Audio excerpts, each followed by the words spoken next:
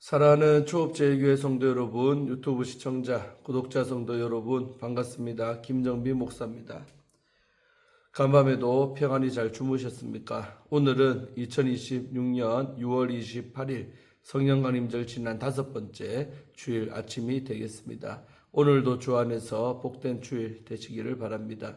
제가 기도하고 오늘의 말씀 묵상을 시작합니다. 하나님 감사합니다. 간밤에도 지켜주시고 또 은혜 가운데 토요일도 잘 보내게 하시고 이렇게 거룩하고 복된 주일을 우리에게 맞이하게 하시니 감사합니다. 오늘도 우리에게 주어진 이 주일을 주의 은혜 가운데 잘 보내게 하시고 하나님 안에서 은혜와 평강과 긍휼하심을 누리며 보낼 수 있도록 도와주시옵소서. 이 시간도 하나님 말씀 앞에 섰사오니 말씀 묵상하며 나를 향한 주의 음성을 듣게 하시고 나를 향한 아버지의 마음을 느끼게 하시고 나를 향한 아버지의 뜻이 무엇인가 깨달을 수 있도록 지혜를 더하여 주옵소서. 이 시간을 성령 하나님께 의탁하옵고 우리를 죄에서 구원하신 예수님 이름으로 간절히 기도드리옵나이다. 아멘. 할렐루야. 좋은 아침입니다. 함께 말씀 묵상하실 본문은 나훔서 2장 8절부터 13절, 오늘 우리 6절의 말씀입니다. 개역 개정판으로 한번 다 같이 읽도록 하겠습니다. 니느웨는 예로부터 물이 모이 못 갔더니 이제 모두 도망하니 서라 하나 돌아보는 자가 없도다. 은을 노력하라 금을 노력하랴 그 저축한 것이 무한하고 아름다운 기구가 풍성함이니라. 니느웨가 공허하였고 황폐하였도다. 주민이 낙담하여 그 무릎이 서로 부딪히며 모든 허리가 아프게 되며 모든 낯이 빛을 잃도다. 이제 사자의 굴이 어디냐? 젊은 사자가 먹을 곳이 어디냐? 전에는 숫사자, 암사자가 그 새끼 사자와 함께 거기서 다니되 그것들을 두렵게 할 자가 없었으며 숫사자가 그 새끼를 위하여 먹이를 충분히 찢고 그의 암사자들을 위하여 움켜 사냥한 것으로 그 굴을 채웠고 찢은 것으로 그 구멍을 채웠었도다. 만군의 여호와의 말씀에 내가 내 대적이 되어 내 병거들을 불살라 연기가 되게 하고 내 젊은 사자들을 칼로 멸할 것이며 내가 또 내 노력한 것을 땅에서 끊으리니 내 파견자의 목소리가 다시는 들리지 아니하리라 하셨느니라. 아멘. 예, 오늘 본문 말씀 먼저 주의할 때 은혜 받으시기를 바랍니다. 자, 오늘 8절부터 10절까지 석절의 말씀은 니느웨의 약탈과 완전한 황폐가 주된 내용이죠. 니느웨는 어떤 모습이었을까? 니느웨는 물로 고인 연못처럼 생겼었습니다. 창세기 10장 11절 말씀이죠. 티그리스 강변의 니느웨 제방의 길이는 약 4.1km였습니다. 이 성읍 주위에 두근 물로 된 바리케이트를 이루었습니다. 또 니느웨 성은 약 30m 높이의 성벽으로 둘러싸여 있었는데 그 벽이 아주 두꺼워서 세대의 전차가 나란히 지나갈 수 있을 정도였다고 합니다. 성벽에는 수백 개의 탑이 있었으며 성벽 둘레에는 넓이 42m, 깊이 18m의 호수가 있었습니다. 대부분의 성읍 사람들은 이렇게 튼튼한 도시가 멸망할 것이라고는 꿈에도 생각하지를 못했을 것입니다. 하지만 이 BC 612년경 티그리스 강이 갑자기 흘러넘치면서 성벽의 일부가 무너졌습니다. 그러자 메대와 바벨론 연합군이 그 틈을 통해 성 안으로 들어가서 성을 정복하고 맙니다. 군대의 장군과 지도자들은 백성을 향해 도망하지 말고 서서 성을 지키라고 명령했습니다. 하지만 아무도 그 명령을 따르지를 않았습니다. 8절이죠. 9절에서 은을 노력하랴 금을 노력하라 라는 말은 니느웨 성읍에 쌓여있는 금, 은, 가구, 고가의 재산들을 등을 약탈하라는 정복자들의 명령을 생생하게 전하고 있습니다. 고대 작가들의 묘사에 의하면 니느웨에는 그릇들이 엄청나게 쌓여 있었다고 합니다. 그것들은 바사 제국의 거대한 보물창고로 들어갈 수 있는 양을 훨씬 능가했는데 니느웨를 정복하고 약탈한 메대와 바벨론 사람들은 엑바타나와 바벨론의 금과 은을 역사상 유례없을 정도로 많이 축적할 수가 있었습니다. 무자비한 침략과 폭력으로 쌓아 올렸던 부유하고 찬란했던 문명, 재산, 가구, 또 재화가 단번에 무너지는 순간이었습니다. 본문에는 니느웨 성읍의 주민들이 느꼈을 절망감과 우울한 분위기가 도처에 퍼져 있습니다. 10절은 문학적으로 니느웨 성이 멸망할 당시 그 백성이 경험했던 큰 두려움과 절망을 탁월하게 묘사합니다. 원문의 의미를 그대로 살려 이 구절을 번역하면 다음과 같습니다. 텅 비었고, 히브리어로 부카, 또 황량하고 메부카, 큰 파멸이라, 메볼리카, 마음이 녹았고 무릎이 부대치는도다. 모든 허리에 고통이 있고 그들의 모든 얼굴이 동시에 창백해지도다. 첫머리에 나온 세 단어, 텅 비었고 황량하고 큰 파멸이라는 비슷한 히브리어 음성을 반복해서 만들어내는데, 이는 완전한 파멸의 개념을 강조하기 위해 주의 깊게 선택된 동의어들입니다. 이 단어들은 병에서 물을 비우는 소리와 유사합니다. 당시 니느웨 백성은 무릎이 서로 부딪힐 정도로 공포에 떨었고 또 가슴에 큰 고통과 상처를 입었습니다. 그 찬란했던 도시와 성읍의 파멸을 도저히 받아들일 수 없었던 그 백성은 한순간에 얼굴이 창백하고 또 굳어지는 고통을 겪어야만 했습니다.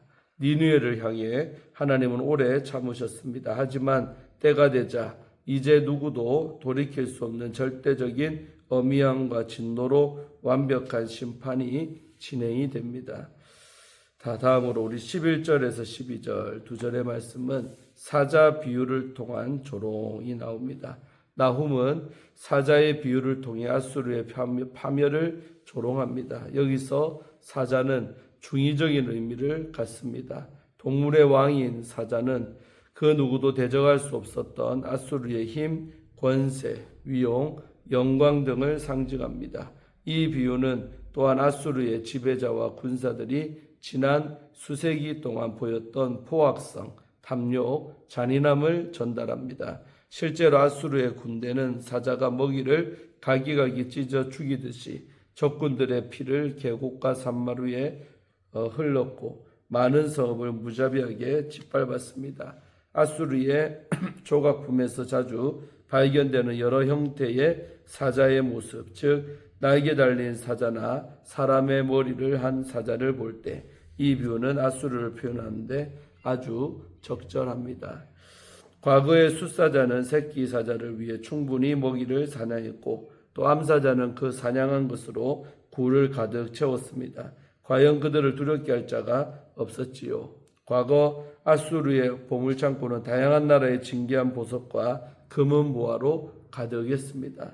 하지만 이제 사자의 굴은 사라지고 젊은 사자가 먹고 쉴 곳은 파멸되었습니다. 세상 나라들 가운데서 아수르가 누렸던 그 지위는 과거의 일이 될 것입니다. 그들은 더 이상 자신들이 압박하던 백성을 괴롭히지 못하고 오히려 다른 민족들에게 행했던 그대로 학살당할 것입니다.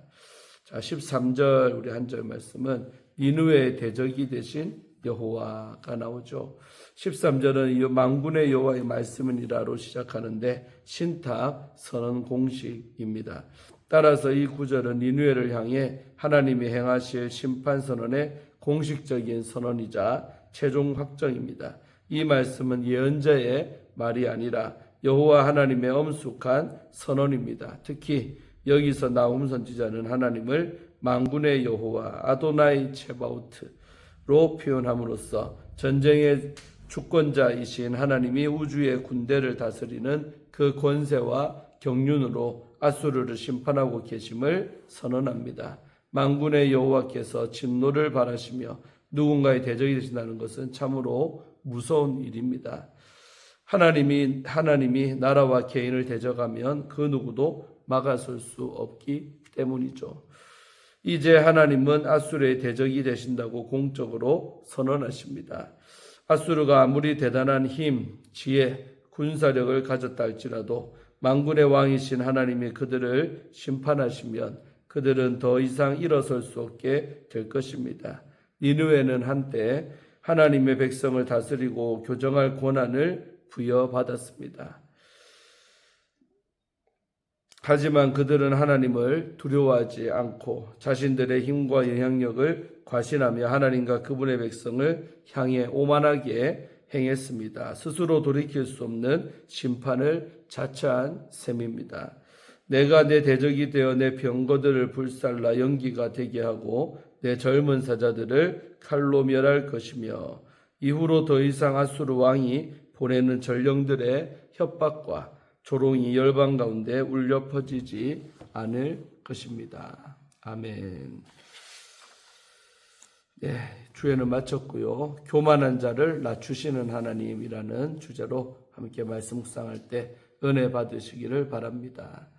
오늘 본문은 한때 세상을 지배했던 아수르의 수도 니느웨가 완전히 무너지는 장면입니다.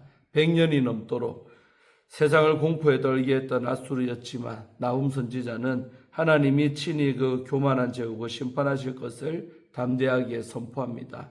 오늘 말씀은 마지막 때를 살아가는 우리에게 믿음의 자세에 대해 가르쳐 줍니다. 교만한 자를 낮추실 하나님의 심판을 기다리며 우리는 무엇을 기억해야 하겠습니까? 첫째로 하나님의 심판 앞에서 세상의 영화는 순식간에 사라집니다. 8절로 9절 말씀 중심으로 보면 8절에서 나훔 선지자는 니느웨를 물이 빠져나가는 못에 비유를 합니다. 니느웨는 오랫동안 세상의 부와 영광을 빨아들이는 거대한 저수지였습니다. 수백 년 동안 주변 민족들을 약탈하고 조공으로 받아 쌓아온 은과 금이 넘쳐 흘렀습니다. 그러나 하나님의 심판이 임하자 그 막대한 영화는 순식간에 사라집니다. 지도자들이 서라 서라고 외쳐도 백성들은 돌아보지 않고 흩어집니다. 사랑하는 성도 여러분, 성도는 하나님의 말씀을 의지해서 살아가야 하는데 때로 세상의 부와 권세를 의지하고 싶은 유혹을 받습니다. 강한 자가 모아둔 것들이 영원히 지속될 것처럼 보일 때 우리는 하나님의 주권을 잊어먹기도 합니다.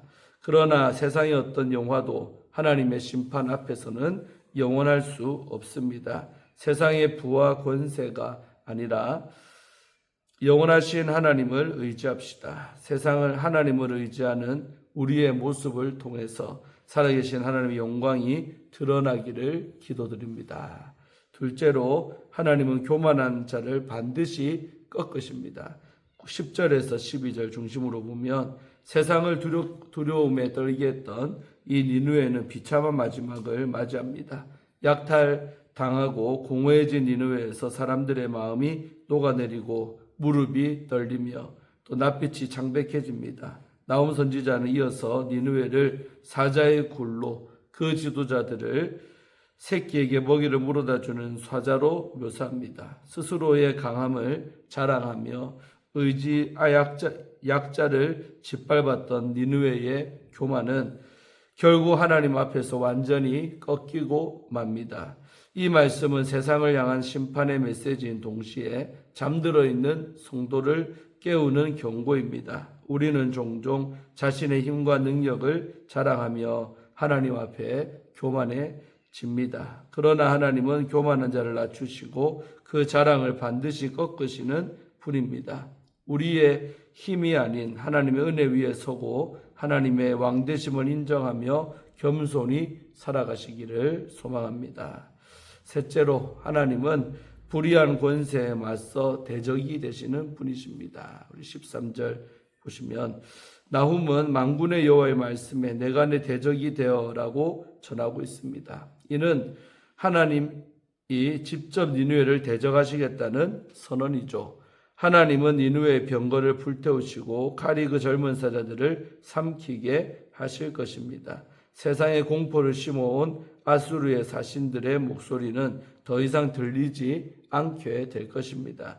만군의 여호와께서 대적이 되신다면 어떤 세상의 권세도 그 앞에 설 수 없습니다. 세상의 불의한 권세가 너무 강력해서 하나님의 개입이 불가능하게 느껴질 때가 있습니다. 그러나 만군의 여호와께서 친히 불의한 권세의 대적이 되시면 그 어떤 것도 그분 앞에 설 수가 없습니다. 내가 어찌할 수 없는 불의 앞에 낙담하기보다 하나님의 약속이 완성되는 그날을 기대하며 믿음으로 살아가시기를 간절히 기도드립니다. 사랑하는 성도 여러분, 오늘 본문은 하나님의 심판이 임하는 그날 교만한 자가 낮아지고 세상의 권세가 무너지리라고 가르쳐 줍니다. 삶의 자리에서 우리는 연약한 반면 세상은 강하고 불의한 것들로 넘쳐나는 것처럼 보입니다. 그러나 만군의 여호와이신 하나님은 오늘도 역사를 주관하시며 그분의 공의로운 통치를 이루어 가십니다.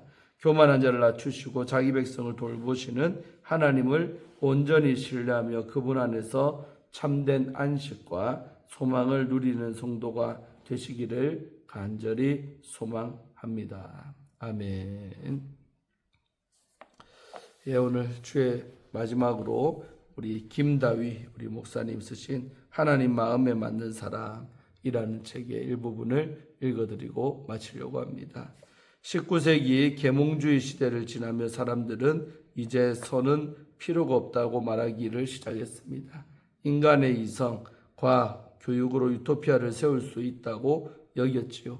그런데 제1차 세계대전이 터졌습니다. 인간의 악한 본성은 하나도 변하지 않았습니다. 인간의 이성이라는 다곤이 쓰러진 것이죠. 전쟁 이후 세계 경제는 대부흥기를 맞이했습니다.